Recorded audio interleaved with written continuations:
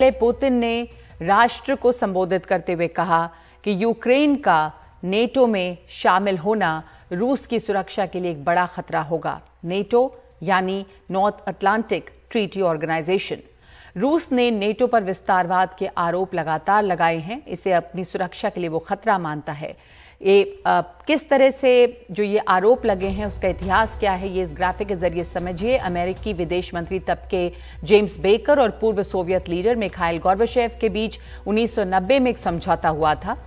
दोनों जर्मनी के विलय पर चर्चा के दौरान ये तय हुआ था कि नेटो पूर्वी जर्मनी यानी कि ईस्ट जर्मनी के आगे विस्तार नहीं करेगा।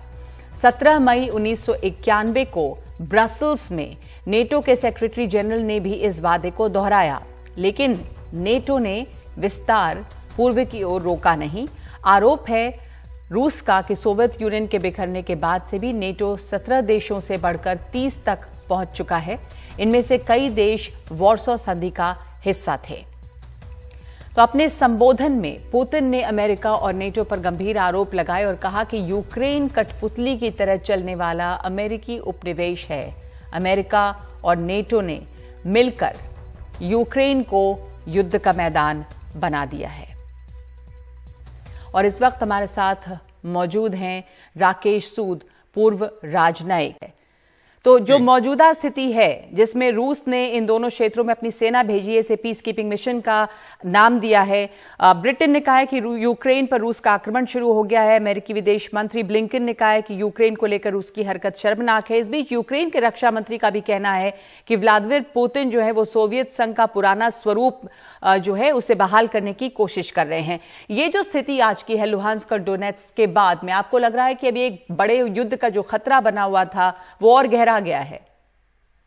जी, मुझे नहीं लगता कि युद्ध होगा, पर हाँ एक बात है कि रूस के जो रिश्ते हैं यूरोप के साथ और पश्चिमी देशों के साथ वो तनावपूर्ण अब काफी देर तक रहेंगे, क्योंकि अब जो उन्होंने कदम उठाया है, अब ये जाहिर है कि पश्चिमी देश इकट्ठे मिलकर रूस के विरोध में सैंक्शंस, उनके ऊपर सैंक्शंस लागू करेंगे।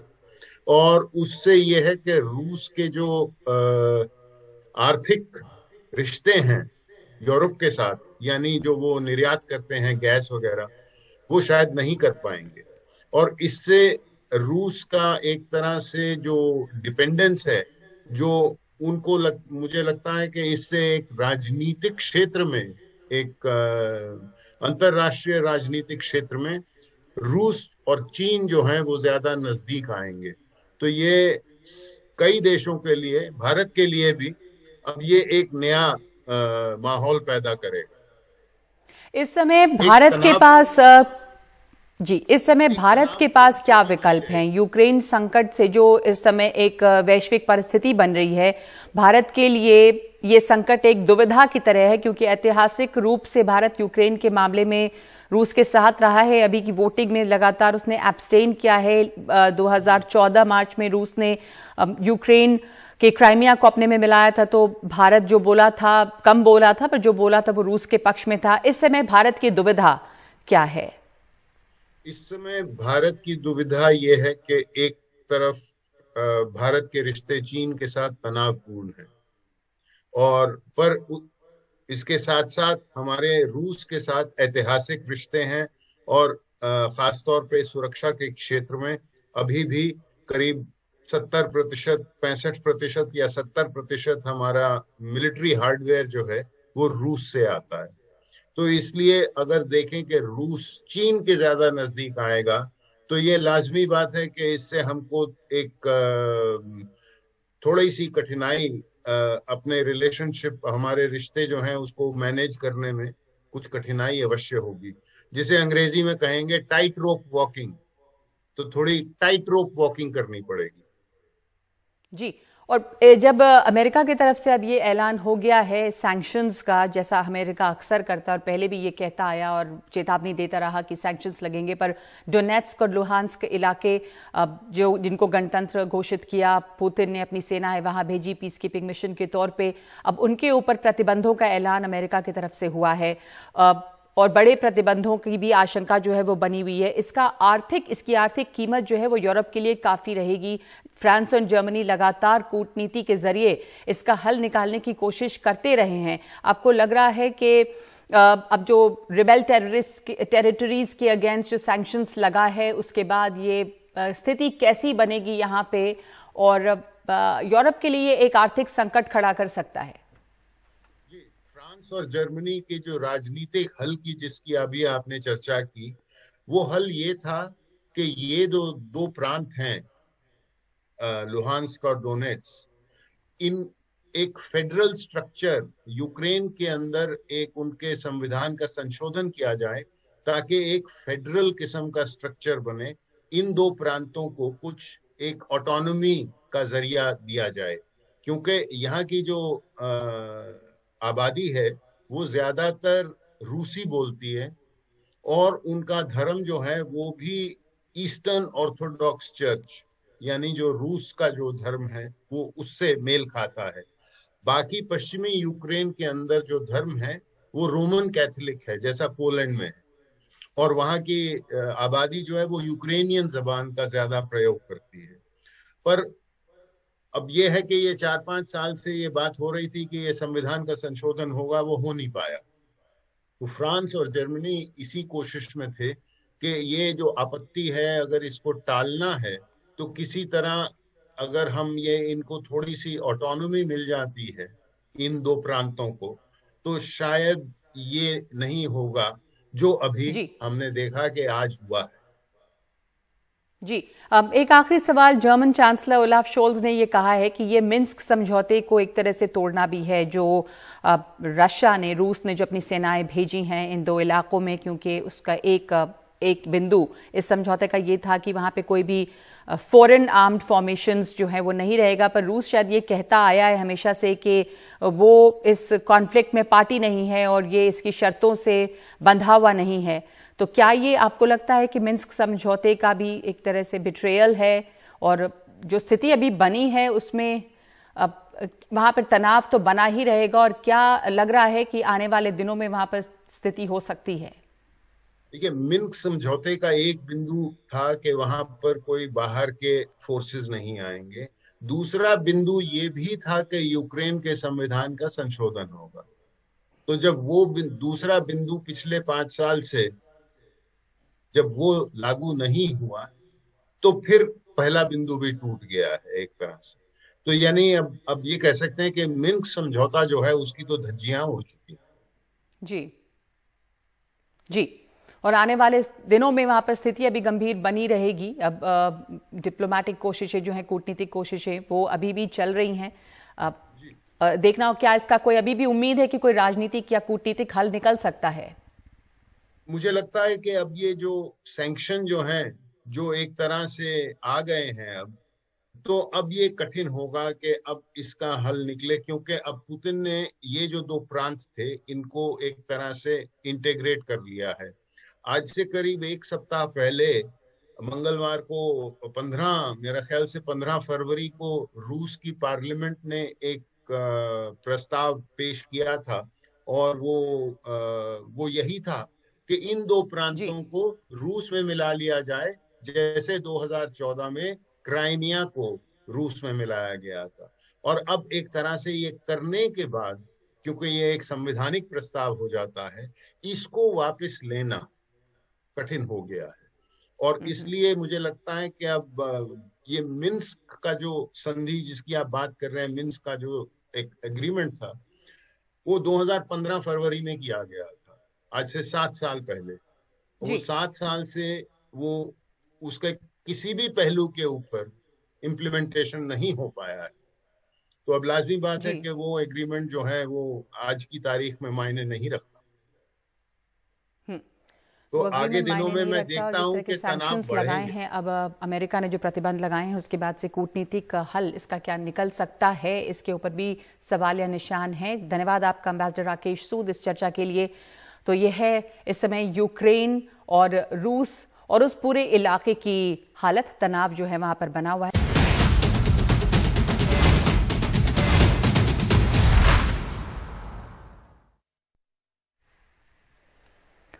उत्तर प्रदेश में कल चौथे चरण का मतदान है। अब नेताओं ने पांचवें और आगे के दौर के लिए अपनी ताकत लगानी शुरू कर दी है। प्रधानमंत्री मोदी और मायावती ने आज बहराइच में प्रचार किया। अयोध्या में मुख्यमंत्री योगी आदित्यनाथ ने विरोधियों पर जमकर हमले किए। उन्होंने कहा कि 2017 से पहले बिजली वितरण में भी भेदभाव होता था, लेकिन अब पूरे यूपी को एक समान बिजली मिलती है। प्रयागराज पहुंचे अखिलेश यादव ने कहा कि बीजेपी के छोटे नेता छोटे झूठ और बड़े नेता बड़े झूठ बोल रहे हैं। उधर गृह मंत्री अमित शाह ने प्रतापगढ़ में रैली करके समाजवादी पार्टी पर निशाना साधा। यूपी चुनाव में इस बार भी जीत का चौका लगने वाला है। चौका एक बार 2014, दूसरी बार 2017, तीसरी बार 2019 और इस बार चौका। यूपी के लोग 22 में भी गौर परिवारवादियों को हराने के लिए फैसला कर चुके हैं। 2017 के पहले बिजली मिलती थी, आज तो मिलती होगी ना। देखो 2017 के पहले बिजली की भी उत्तर प्रदेश में जाति और मजहब हुआ करता था। ईद और मुहर्रम होता था तो बिजली आती थी, होली और दीपावली में बिजली गायब रहती थी। ये सच है ना। आज तो बिजली 24 घंटे है। और भाइयों बहनों, अयोध्या का दीपोत्सव भी सबकी समझ में आ रहा है ना, कैसे दीपावली होता है। ये अखिलेश बाबू है ना, अखिलेश बाबू, ये अच्छे गेंदबाज नहीं है। गेंद डालने वाला अगर फुलटॉस डाल दे तो बल्लेबाज ने चौका लगाना चाहिए या नहीं लगाना चाहिए? जरा जोर से बोलो, लगाना चाहिए या नहीं लगाना चाहिए?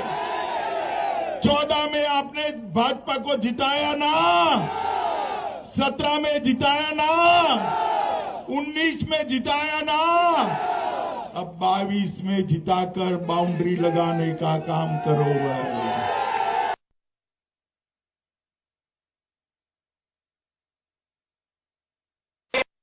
जो छोटे नेता हैं वो छोटा झूठ बोल रहे हैं, जो बड़े नेता हैं वो बड़ा झूठ बोल रहे हैं, और जो सबसे बड़े नेता हैं वो सबसे बड़ा झूठ बोल रहे हैं।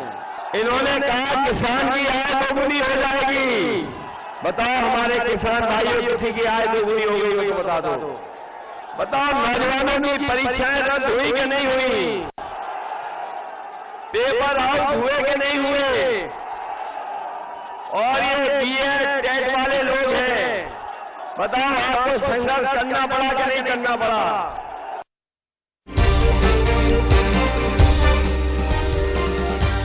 में कौशाम्बी की सिराथू सीट बहुत ही हाई प्रोफाइल सीट बन चुकी है। यूपी के उप मुख्यमंत्री केशव मौर्य यहां से मैदान में हैं और उनके सामने सपा ने पल्लवी पटेल को टिकट दिया है। पल्लवी पटेल की छोटी बहन है अनुप्रिया पटेल, जो कि बीजेपी के साथ हैं। कैसी है सिराथू की ये लड़ाई? हमारे सहयोगी सौरभ शुक्ला ने यहाँ पे लोगों से बात की, जानने की कोशिश की कि सिराथू के लोगों के दिल में क्या है। यूपी में चुनाव कवर करने का अपना मजा है। हम इस वक्त सिराथू में हैं, तहसील के सामने। सिराथू से केशव मौर्य जो मुख्यमंत्री हैं प्रदेश के, वो मैदान में हैं और उनके सामने है पल्लवी पटेल जो अनुप्रिया पटेल की बड़ी बहन है। अनुप्रिया बीजेपी के साथ है, पल्लवी पटेल सपा के साथ है अपनी मां की तरह। अब यहाँ पर चुनाव में आ जाइए, लोग घेर लेते हैं और बातें भी जबरदस्त होती हैं। तो हम कोशिश करेंगे जानने के लिए कि सिराथू के दिल में क्या है। आपका नाम बताइए। एडवोकेट उमाकांत शुक्ला। शुक्ला जी, बढ़िया पान वान खाया है आपने? विजयी पान हमने खा रखा पहले से ही। किसका विजयी पान खाया आपने? केशव जी का, भारतीय जनता पार्टी का, कमल का फूल का, राष्ट्रवाद का, विकासवाद का, गरीब का, नौजवान का, किसान का, महिलाओं का, बहन बेटियों का, जबरदस्त। सबके लिए खुशखबरी है। 251 विधानसभा सिराथू केशव मौर्य 1 लाख वोटों से विजयी हो रहे हैं। 251 विधानसभा सिराथू की शानदार जनता जानदार तरीके से कमल के सामने वाली बटन में दबाकर भारी मतों से विजयी बने हैं। उनकी भूल है कि 1 लाख वोटों से जीत रहे हैं। मुझे लग रहा है दिन में भी सपना देखना शुरू कर दिए हैं, क्योंकि अब रात में तो उनको नींद आती नहीं है। और 1 लाख वोटों से पल्लवी पटेल जी जीत रही हैं। 1 लाख से केशव जी को जिता रहे हैं, 1 लाख से प्रजापति जी जिता रहे हैं कि पल्लवी पटेल को। तो यहाँ मतलब 1-1 लाख से। भैया आपका नाम बताइए। मेरा नाम अली अहमद है। यहाँ की जनता या पूरे देश की जनता विकास चाहती है, झगड़ा नहीं चाहती। जब से भारतीय जनता पार्टी आई है आपस में डिवाइड का काम किया है। जो अंग्रेजों ने काम किया था वो काम आज ये कर रहे हैं। मुद्दे क्या है यहाँ पर? और बीजेपी कह रही है कि अगर अखिलेश यादव की सरकार आई, सुनिए, हमारा मुद्दा तो ये है भैया, हमारे अखिलेश जी जो 17 सितंबर की छुट्टी चिन्हित हुई थी और योगी बाबा जी ने जो है हमारी 17 विश्वकर्मा पूजा की छुट्टी निरस्त कर दिया। उन्होंने क्यों निरस्त कर दिया भैया? तो विश्वकर्मा समाज कह रहा है 17 छुट्टी होनी चाहिए। हाँ, छुट्टी होनी चाहिए। तो ये यहाँ तो बीजेपी कह रही है अगर अखिलेश सरकार आ गई तो आतंकवादियों की सरकार आ जाएगी। कौन आतंकवादी यहाँ पे? केशव जी खुद ट्वीट कर देते हैं कि आतंकवादी समर्थक है अखिलेश। कौन आतंकवादी भाई?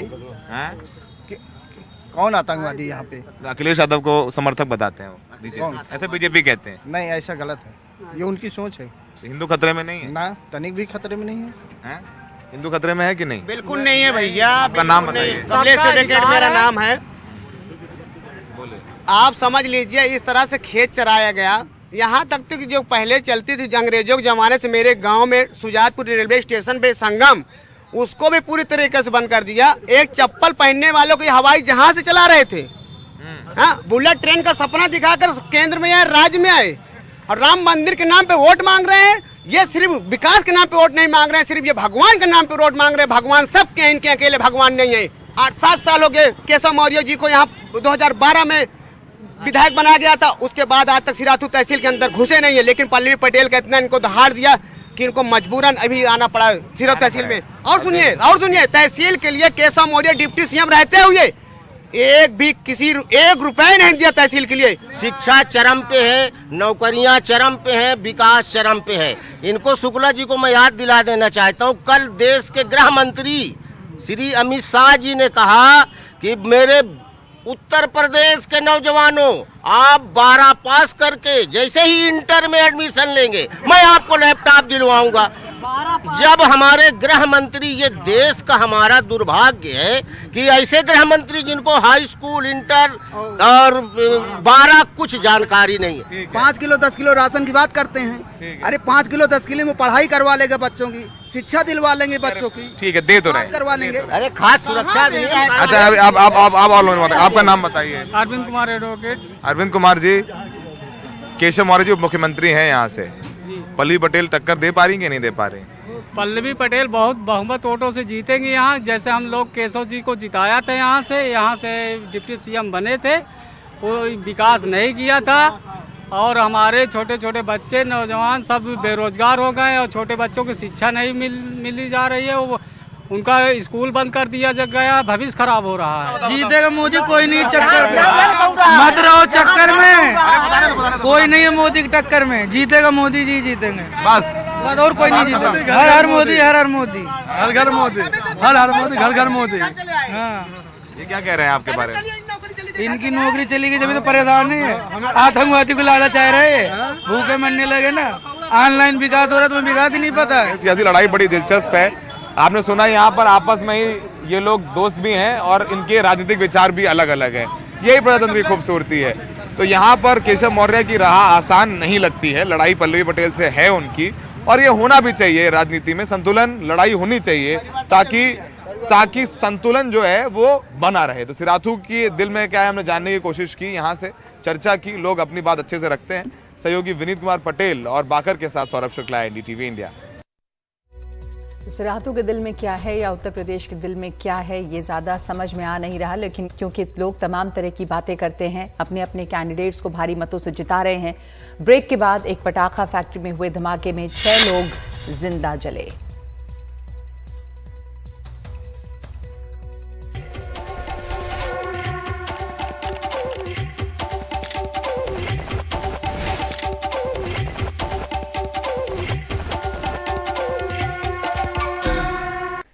हिमाचल प्रदेश के ऊना की एक पटाखा फैक्ट्री में धमाका हुआ है और इस धमाके में 6 महिलाओं की मौत हुई है। 15 लोग इसमें घायल हैं। मौके पर राहत का काम चल रहा है, बचाव का काम जारी है। फायर ब्रिगेड और पुलिस की टीम मौके पे मौजूद है। धमाका की वजह से आसपास की जो फैक्ट्रियां हैं उन्हें भी नुकसान पहुंचा है।